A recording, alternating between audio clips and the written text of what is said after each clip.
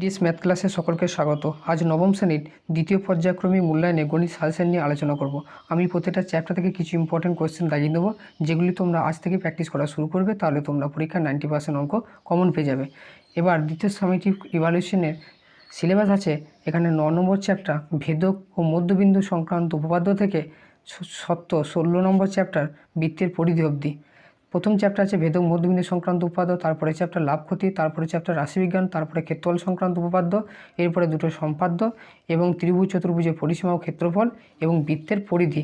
এই কটা চ্যাপ্টার নিয়ে দ্বিতীয় সামেটিভের সিলেবাস। এবার আমি প্রতিটা চ্যাপ্টার থেকে ইম্পর্টেন্ট কোশ্চেনগুলো এবার দাগিয়ে দেবো। প্রথম চ্যাপ্টার হলো 9 নম্বর চ্যাপ্টার ভেদক ও মধ্যবিন্দু সংক্রান্ত উপপাদ্য। এই চ্যাপ্টারে একটা উপপাদ্য আছে যেটা খুব ইম্পর্টেন্ট, সেটা একটা উপপাদ্যই পরীক্ষায় আসবে। এখানে উপপাদ্য 20। এই উপপাদ্যটা পরীক্ষা 100% আসবেই। কোনো ত্রিভুজের দুটি বাহুর মধ্যবিন্দু সংযোগ সরলেখাংশ তৃতীয় বাহুর সমান্তরাল ও অর্ধেক, এটা যুক্তি দিয়ে প্রমাণ করি। এই উপপাদ্যটি হচ্ছে এমন একটা উপপাদ্য যে প্রতি বছর পরীক্ষাতে এটা আসে, তাহলে এই পরীক্ষায় এই উপপাদ্যটা 100% গ্যারান্টি এটাই আসবে।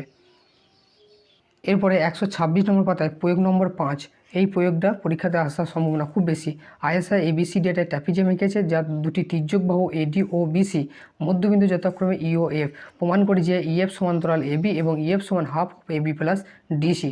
এই প্রয়োগটা আসার সম্ভাবনা খুব বেশি। এরপরে পাতায় দুটো প্রয়োগ আছে, একটা হচ্ছে প্রয়োগ 7, এটা বেস্ট ইম্পর্টেন্ট। কিন্তু প্রয়োগ 8 নম্বরটা হচ্ছে মোস্ট ইম্পর্টেন্ট, একটা এক্সট্রা মোস্ট ইম্পর্টেন্ট একটা প্রয়োগ, যেটা হচ্ছে প্রয়োগ নম্বর 8। এবি ত্রিভুজ এবিসির এডি বাহুর মধ্যবিন্দু ই বর্ধিত বিই এসিকে এফ বিন্দুতে ছেদ করেছে। প্রমাণ করি যে এফ সমান 1/3 এসি। এই রেজাল্টটা দিয়ে অনেক এমসিকিউ কোশ্চেন হয় এবং এই এক্সট্রাটা এই প্রয়োগটা পরীক্ষায় প্রায় 90% শিওর আসবেই। এক্ষেত্রে এই ছবিটা হচ্ছে এইটা, এফ সমান হচ্ছে 1/3 এসি। এরপরে এই চ্যাপ্টার কোশ্চেন দেখি 9-এর এমসিকিউ কোশ্চেনের 2-এর কোশ্চেনটা খুব ইম্পর্টেন্ট, 3-এর কোশ্চেনটা খুব ইম্পর্টেন্ট এবং 5-এর দাগের কোশ্চেনটা খুব ইম্পর্টেন্ট। এরপরে 16 দাগের সংক্ষিপ্ত উত্তরধর্মী প্রশ্নের 2-এরটা 4-এরটা, এই দুটো কোশ্চেন খুব ইম্পর্টেন্ট। এরপরে পরের চ্যাপ্টার হলো 10 নম্বর চ্যাপ্টার লাভ ও ক্ষতি। এটা একটা খুব একটা ভাইটাল চ্যাপ্টার, এখান থেকে দুটো কোশ্চেন আসবে, একটা বড় কোশ্চেন এবং একটা শর্ট। এরপরে কোশ্চেন দেখি 10.1-এর 3-এর কোশ্চেনটা। সুবীর কাকা 176 টাকা মূল্যে একটি ঘড়ি বিক্রয় করেছেন। যদি ঘড়ি বিক্রি করে সুবীর কাকার 12% ক্ষতি হয়, তাহলে হিসাব করে দেখি তিনি কত টাকায় ঘড়িটা কিনেছিলেন। এরপরে 6-এর দাগের কোশ্চেনটা, সুপ্রিয়া একটা ঘড়ি কিনেছে। যদি সে ঘড়িটি 370 টাকায় বিক্রি করে, তখন তার যত টাকা লাভ হয় 210 টাকা বিক্রি করলে ঠিক তত টাকায় ক্ষতি হয়। হিসাব করে ঘড়িটি ক্রয় মূল্যে লিখি, এই অঙ্কটা। এরপর 7-এর দাগের অঙ্কটা অরুণ মামার অঙ্ক। এরপরে 9-এর অঙ্কটা খুব ইম্পর্টেন্ট, মোস্ট ইম্পর্টেন্ট কোশ্চেন, যে ডিমের অঙ্কটা। নিয়ামক চাচা প্রতিটি 5 টাকা দরে 150টি ডিম কিনেছেন, এই অঙ্কটা। এরপরে 10-এর দাগের কোশ্চেনটা, আশিস চাচা একটা খেলনা 5% লাভে বিক্রি করেছেন, এই অঙ্কটা। এরপর 14 দাগের কোশ্চেনটা কাঠের চেয়ারের অঙ্কটা। আশাফ চাচা দুটি কাঠের চেয়ার একই দামে তৈরি করলেন এবং চেয়ার দুটি প্রত্যেকটি ধার্য মূল্য ঠিক করলেন 1250 টাকা। তিনি একটি চেয়ার 8% ছাড় বিক্রি করলেন এবং 15% লাভ করলেন। যদি তিনি দ্বিতীয় চেয়ারটি 1120 টাকায় বিক্রি করেন, তাহলে তার মোটের উপর শতকরা কত লাভ বা ক্ষতি হলো হিসাব করে লিখতে হবে। এরপরে হচ্ছে 16 দাগের কোশ্চেনটা, একটা পুস্তক প্রকাশক 2000 কপি বই ছাপিয়েছে, এই অঙ্কটা। এরপরে কোশ্চেন দেখি 10.2-এর এমসিকিউ কোশ্চেনের 1-এর কোশ্চেনটা। 4-এর দাগে 1-একটা খুব ইম্পর্টেন্ট, অনেকবার পরীক্ষা এসেছে। ক্রয় মূল্য বিক্রয় মূল্যের অনুপাত 10:11 হলে শতকরা লাভ কত। এরপরে হচ্ছেন 3-এর কোশ্চেনটা, 4-এর কোশ্চেনটা, 5-এর কোশ্চেনটা। আর এরপরে 5-এর দাগে সংক্ষিপ্ত উত্তরধর্মী প্রশ্নের 1-এর কোশ্চেনটা মোস্ট ইম্পর্টেন্ট, 2-এর কোশ্চেনটা। 1 অথবা 2-এর মধ্যে যে কোনো একটা পরীক্ষায় আসবে। হয় ক্রয় মূল্যের উপর লাভ দেওয়া থাকবে, বিক্রয় মূল্যের উপর শতকরা লাভ বার করতে হবে, অথবা বিক্রয় মূল্যের উপর শতকরা লাভ দেওয়া থাকবে, ক্রয় মূল্যের উপর শতকরা লাভ বের করতে হবে। এই দুটো কোশ্চেনের মধ্যে একটা আসার সম্ভাবনা খুব বেশি। এরপরে 4-এর দাগের কোশ্চেনটা, সময় মতো ইলেকট্রিক বিল জমা দিলে 15% ছাড় পাওয়া যায়। এরপরে 5-এর অঙ্কটা, বিক্রয় মূল্যের উপর 20% ক্ষতিতে একটি দ্রব্য বিক্রি করে 480 টাকায় করেছে, তার দ্রব্যটির ক্রয় মূল্য কত, এই অঙ্কটা। এরপরে পরের চ্যাপ্টার হলো 11 নম্বর চ্যাপ্টার রাশিবিজ্ঞান। এই চ্যাপ্টার কোশ্চেন দেখি 11.1-এর 5-এর দাগের কোশ্চেনটা, একটা হাসপাতালে রোগীর সংখ্যা দিয়ে যে অঙ্কটা আছে, সেই অঙ্কটা। 6-এর কোশ্চেনটা, নিচে ক্রমযোগী পরিসংখ্যা বিভাজন ছকটা দেওয়া আছে, ছাত্রছাত্রীর সংখ্যা এবং 10-এর কম, 20-র কম, 30-এর কম, 40-এর কম, এখান থেকে পরিসংখ্যা বিভাজন ছক তৈরি করতে হবে। এরপরে 8-এর দাগে এমসিকিউর 2-এর কোশ্চেনটা, এমসিকিউর 3-এর কোশ্চেনটা, 4-এর কোশ্চেনটা খুব ইম্পর্টেন্ট এবং সংক্ষিপ্ত উত্তরধর্মী প্রশ্নের 9-এর দাগের 1-এর কোশ্চেনটা বেশ ইম্পর্টেন্ট। এরপরে কোশ্চেন দেখি 11.2-এর 1-এর কোশ্চেনটা, 4 কোশ্চেনটা মিতা তাদের স্কুলে 75 জন বন্ধুদের উচ্চতা মেপে রেখেছে। এখান থেকে কী করতে হবে, আয়তলেখা অঙ্কন করতে হবে। এরপর 6 দাগের কোশ্চেনটা নিচে পরিসংখ্যা বিভাজন থেকে আয়তলেখা অঙ্কন, 7 দাগের কোশ্চেনটা পরিসংখ্যা বিভাজন থেকে আয়তলেখা অঙ্কন করতে হবে, তার সাথে পরিসংখ্যা বহুভুজ অঙ্কন করতে হবে। এরপরের পাতায় 10 দাগের কোশ্চেনটা এবং 11 দাগের কোশ্চেনটা, এই কটা কোশ্চেন খুব ইম্পর্টেন্ট পরীক্ষার জন্য। এরপর পরের চ্যাপ্টার হলো ক্ষেত্রফল সংক্রান্ত উপপাদ্য। এই চ্যাপ্টারে 3 থেকে 4টে উপপাদ্য আছে, তার মধ্যে যে কোনো 2টো উপপাদ্য আসবে। তাদের মধ্যে হলো যে একই ভূমি একই সমান্তরাল যুগলের মধ্যে অবস্থিত সামান্তরিকের ক্ষেত্রফল সমান, আর একই ভূমি একই সমান্তরাল যুগলের মধ্যে অবস্থিত একটা ত্রিভুজ ও সামান্তরিকের মধ্যে ত্রিভুজের ক্ষেত্রফল সামান্তরিকের ক্ষেত্রফলের অর্ধেক। এই দুটো উপপাদ্য আসার সম্ভাবনা সবথেকে বেশি।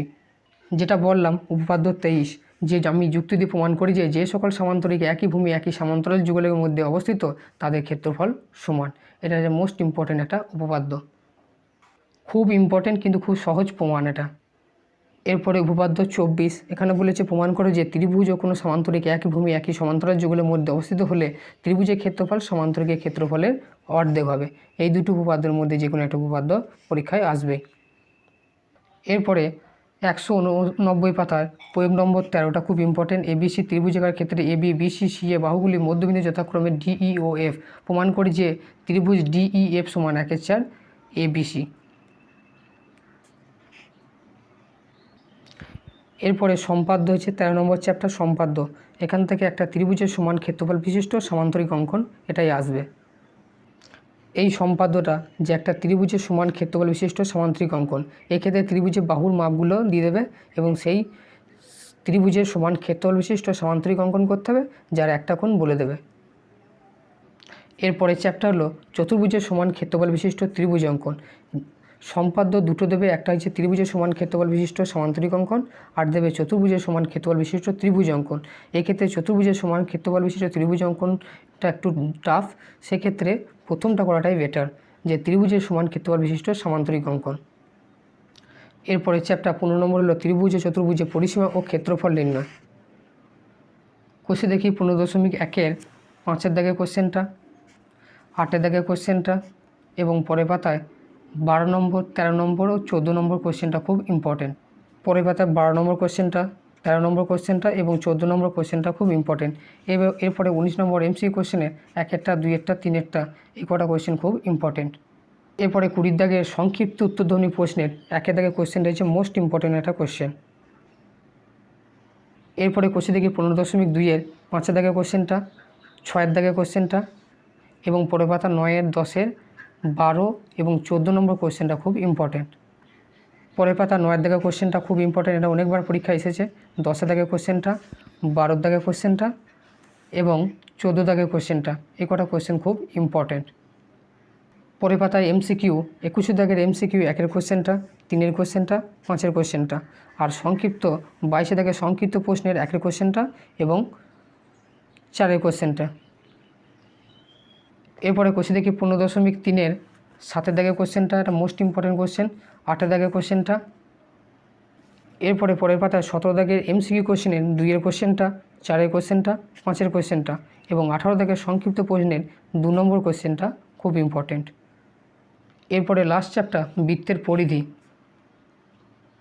কোষে দেখি 16-র 6 দাগের কোশ্চেনটা, 7 দাগের কোশ্চেনটা, 8 দাগের কোশ্চেনটা এবং 9 দাগের কোশ্চেনটা, এই 4টে কোশ্চেনের মধ্যে একটা কোশ্চেন কমন আসবে। এর পরের পাতায় 13 নম্বর কোশ্চেনটা এবং 16 নম্বর কোশ্চেনটা, দুটো কোশ্চেন একই ধরনের কোশ্চেন, শুধুমাত্র ডিজিটটা চেঞ্জ করে দেওয়া আছে। এবং 14 নম্বর কোশ্চেনটা, এই কটা কোশ্চেন খুব ইম্পর্টেন্ট। এরপরে 19 দাগের এমসিকিউ কোশ্চেনের 1-এর কোশ্চেনটা খুব ইম্পর্টেন্ট, মোস্ট ইম্পর্টেন্ট কোশ্চেন, 3-এরটা এবং 4-এরটা। এরপরে 20 দাগের সংক্ষিপ্ত উত্তরধ্বনি প্রশ্নের 2-এরটা এবং 4-এরটা।